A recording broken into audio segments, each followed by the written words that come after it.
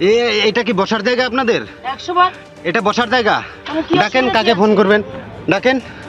আবার মাল খাচ্ছেন এখানে রাত্রে রাস্তার মধ্যে বসে? এত অসুবিধা কি আছে তোমাদের? হ্যাঁ, কোথায় কোথায় কোথায়? না বলেন বলেন। এই রাত্রের অন্ধকারে আসছেন বলেন? রাত 11টার সময় এখানে আপনারা এই রাত্রে জঙ্গলের পাশে কি করতেছেন?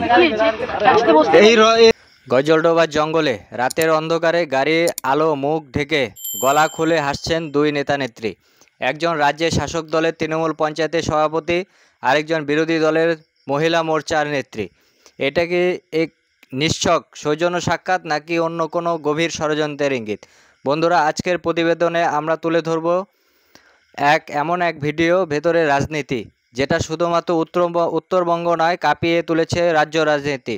এবং এই ঘটনা আবার নতুন করে মনে করিয়ে দিল রাজনীতিতে বিশ্বাসঘাতকতার এক গভীর চক্রান্ত।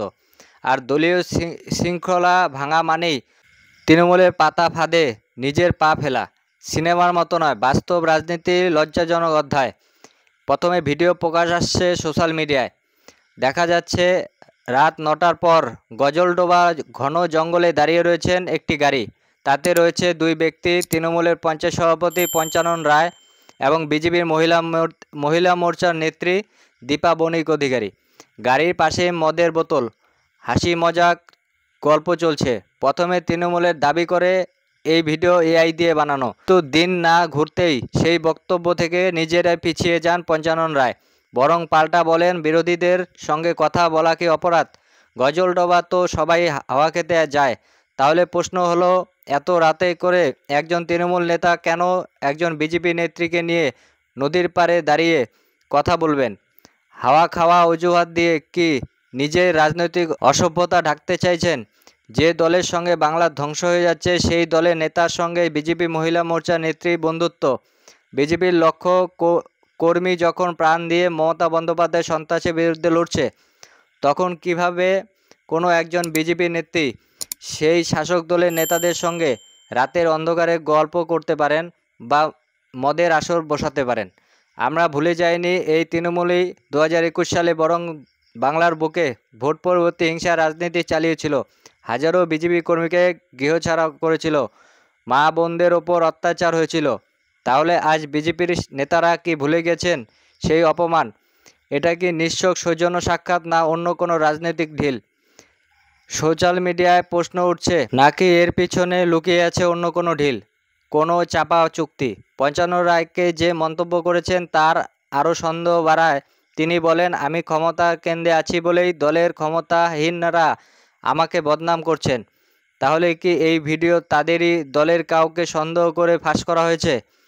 একদিকে বিজেপির দিক থেকে এখনও দীপা বণিক অধিকারী এই বিষয়ে ভিডিও নিয়ে মুখ খোলেননি, কোনো ফোনও করলেও তার প্রতিক্রিয়া মেলেনি। তাহলে কি বিজেপি এবার এই অনুসারীহীন আচরণে চাপা দিতে চাইছে? স্মরণ করিয়ে দিই দিলীপ ঘোষের সেইগুলো কথা। বন্ধুরা, এই ঘটনা আবার মনে করিয়ে দিল বিজেপির প্রাক্তন রাজ্য সভাপতি কিছু পুরনো বক্তব্য। দিলীপ ঘোষ একসময় বলেছিলেন, সৌজন্য সাক্ষাৎ রাজনীতির অঙ্গ। তিনি 2021-এর পর বহুবার তৃণমূল নেতাদের সঙ্গে দেখা করেছেন, এমনকি ভিন্ন রাজ্যে পর্যন্ত গিয়েছেন।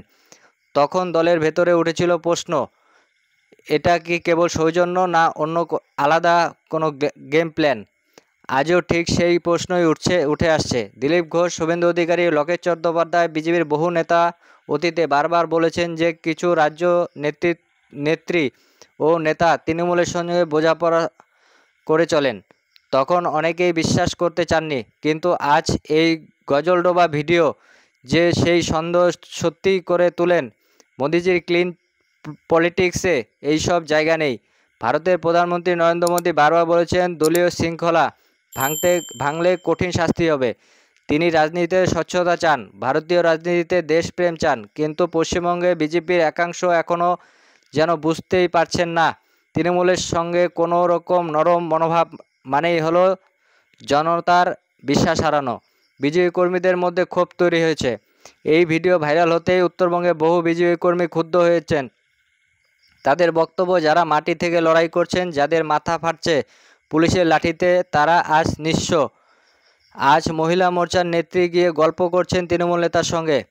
একজন বিজেপি জেলা নেতা নাম প্রকাশ না করেও তার শর্ত বলেছেন, দল যদি এখনও ব্যবস্থা না নেয় তাহলে কর্মীরা মাঠে কাজ করা বন্ধ করে দেবে।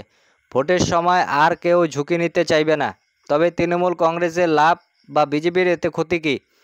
বন্ধুরা, এই ভিডিও যে সবচেয়ে বেশি লাভ দিয়েছে সেটা তৃণমূল কংগ্রেসকে, কারণ এর ফলে বিজেপির ভেতরে সন্দেহ ছড়ানো গেছে, বিজেপি কর্মীদের মনোবল দুর্বল করা গেছে এবং এই কাজ করে তৃণমূল খুবই কৌশলের সঙ্গে।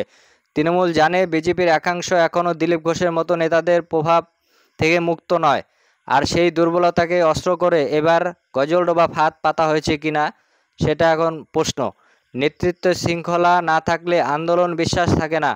বন্ধুরা, একজন সৈনিক যুদ্ধক্ষেত্রে নিজের প্রাণ দিতে রাজি থাকেন যদি তিনি বিশ্বাস করেন যে তার সেনাপতি তাকে বিশ্বাসঘাতকতার দিকে ঠেলে দেবে না। আর এখানেই প্রশ্ন উঠছে, যদি বিজেপি নেত্রী রাতে অন্ধকারে তৃণমূল নেতার সঙ্গে বসে গল্প করেন বা মদের আসর বসান, তবে কর্মীরা মাঠে মরতে যাবে কেন? অবিলম্বে তদন্ত দরকার এবং শাস্তিমূলক ব্যবস্থা নেওয়া উচিত। স্বচ্ছ রাজনীতির স্বার্থে দলকে পদক্ষেপ নিতে হবে।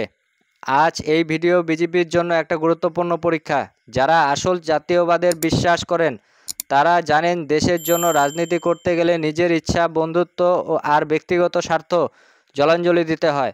তৃণমূলের সঙ্গে গোপন আঁতাত নয়, বাংলার 11 কোটি মানুষ সুরক্ষা, নিরাপত্তা এবং উন্নয়ন হোক রাজনীতির মূল কথা। সে কথায় মাটি হারালে ক্ষমতা আসে না, বিশ্বাস হারালে দেশ চলে যায়।